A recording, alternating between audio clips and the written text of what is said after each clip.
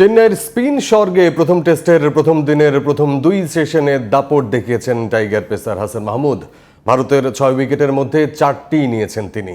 সর্বশেষ রাওয়ালপিন্ডি টেস্টের শেষ ইনিংসেও নিয়েছিলেন 5 উইকেট। চেন্নাইয়ে ঠিক যেন সেখান থেকেই শুরু করলেন হাসান।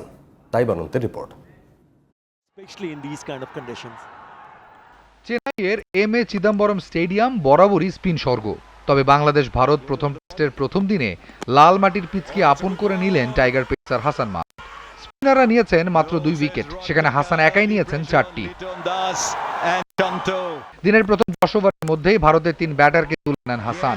আউট করেন রোহিত শর্মা, বিরাট কোহলি ও শুভমান গিলকে। এর মধ্য দিয়ে এই টেস্টের প্রথম ইনিংসের প্রথম 10 ওভারের মধ্যে ভারতের ন্যূনতম 3 ব্যাটারকে আউট করার কীর্তি গড়েন টাইগার পেসার 2009 সালের পর এবারই প্রথম।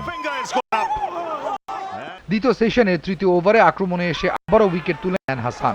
39 রানে সেট হওয়া ঋষভ পন্থকে বন্দী করেন লিটন হাতে। দুর্দান্ত হাসান মাহমুদের প্রশংসা করেছেন এই ম্যাচের অন্যতম ধারাভাষ্যকার হর্ষ ভোগলে।